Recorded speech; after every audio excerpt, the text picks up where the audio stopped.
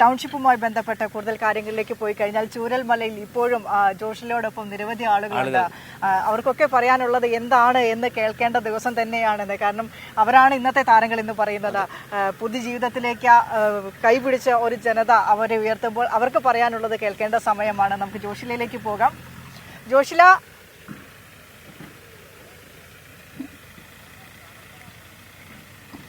ഫിനിഷ, ഞാനിപ്പോൾ ഉള്ളത് Bailey പാലത്തിലാണ്. Bailey പാലം നമുക്കറിയാലോ, നേരത്തെ ഒരുപാട് ആളുകളെ കടത്തി കൊണ്ടുപോയത് ഇവിടെ നിന്നും മുണ്ടക്കയിൽ നിന്നും കൊണ്ടുപോകാൻ ഏറെ സഹായിച്ച ബെയിലി പാലം 48 മണിക്കൂറിനുള്ളിൽ തന്നെ സർക്കാർ പെട്ടെന്ന് തന്നെ തയ്യാറാക്കിയ ബെയിലി പാലം അതിന് മുകളിലാണുള്ളത്. ഇവിടേക്ക് ഒരുപാട് പേർ എത്തിച്ചേർന്നിട്ടുണ്ട്. അവർക്ക് പറയാൻ ഒരുപാട് കഥകളും ഉണ്ടാകും.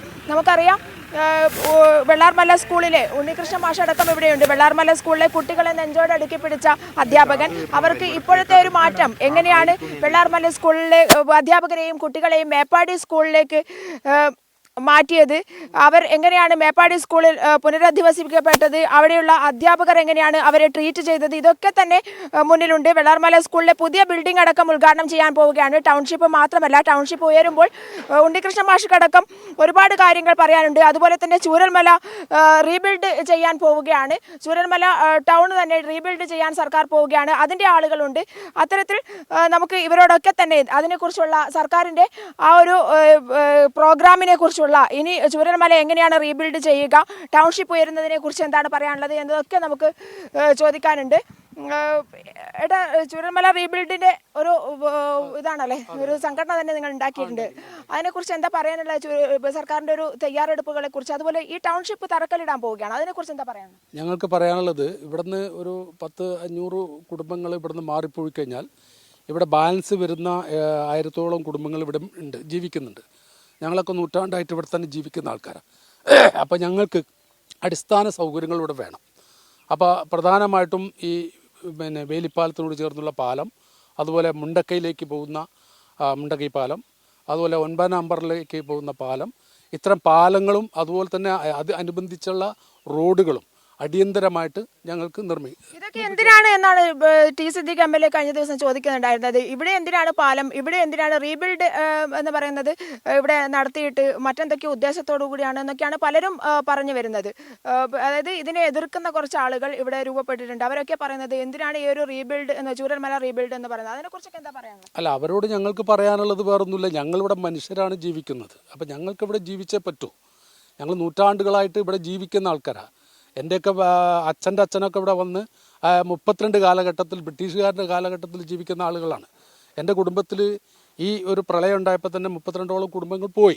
അവർക്കൊക്കെ വളരെ ഭംഗിയായിട്ട് ഗവൺമെൻറ് എല്ലാ സൗകര്യങ്ങളും ചെയ്തു കൊടുത്തിട്ടുണ്ട്. വാടകയായാലും ഇപ്പോൾ നിർമ്മിച്ചു കൊടുക്കുന്ന വീടുകളായാലും അവരെല്ലാം ലിസ്റ്റിൽ പെട്ടിട്ടുണ്ട്.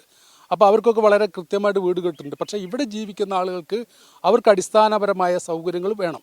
സ്കൂൾ വേണം, അതുപോലെ ഹോസ്പിറ്റൽ വേണം, അതുപോലെ ഈ പാലങ്ങളും റോഡുകളും വെള്ളവും എല്ലാ സൗകര്യങ്ങളും ഈ പ്രദേശത്ത് വേണം. അതിനൊക്കെ തന്നെ ഗവൺമെൻറ് ഫണ്ട് വകയിരുത്തിയിട്ടുണ്ട്. അതുകൊണ്ട് ഗവൺമെൻറ്റിനെ അഭിനന്ദിക്കാനാണ് ഞങ്ങൾ ഒരു സംഘടന ഉണ്ടാക്കിയിട്ടുണ്ട്, റീബിൽഡ്, അതായത് അതിജീവിക്കും വെള്ളാർമല. അതാണ് ഞങ്ങളുടെ ലക്ഷ്യം. ഞങ്ങൾ ഈ വെള്ളാർമലയെ വീണ്ടെടുക്കും.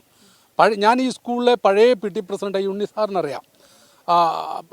92 മുതൽ ഞാൻ PT പ്രസിഡൻ്റായിരുന്നു. അന്ന് വെറും 2 ഓടിട്ട കെട്ടിടം മാത്രമേ ഈ സ്കൂളിൽ ഉണ്ടായിട്ടുള്ളൂ. അത് ഞങ്ങളൊക്കെ തന്നെ വളരെയധികം പരിശ്രമിച്ചതിൻ്റെ ഫലമായിട്ടാണ് ഇത്രയും കെട്ടിടങ്ങൾ ഈ സ്കൂളിനകത്ത് വന്നതും.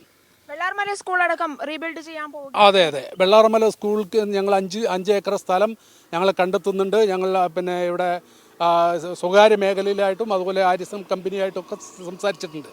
അപ്പോൾ അവരൊക്കെ തന്നെ തരാമെന്ന് പറഞ്ഞിട്ടുണ്ട്. അപ്പോൾ ഗവൺമെൻറ് എത്രയും പെട്ടെന്ന് അതിനു വേണ്ടിയിട്ടുള്ള എല്ലാ സൗകര്യങ്ങളും ചെയ്തു തരാമെന്ന് മന്ത്രി ഞങ്ങൾക്ക്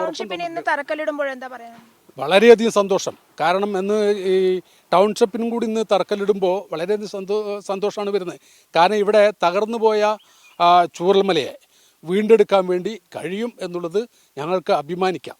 അപ്പോൾ ഗവൺമെൻറ്റിന് ബിഗ് സല്യൂട്ടാണ് നൽകാനുള്ളത്. എൻ്റെ പേര് സദാശിവൻ. അപ്പോൾ സദാശിവൻ ചേട്ടൻ്റെ അഭിപ്രായമാണ് നമ്മൾ കേട്ടത്. എന്തായാലും നമുക്ക് ഒരു ഇടവേളയിലേക്ക് കൂടി പോകേണ്ടതുണ്ട് എന്നുള്ളതാണ് അറിയാൻ സാധിച്ചിട്ടുള്ളത്.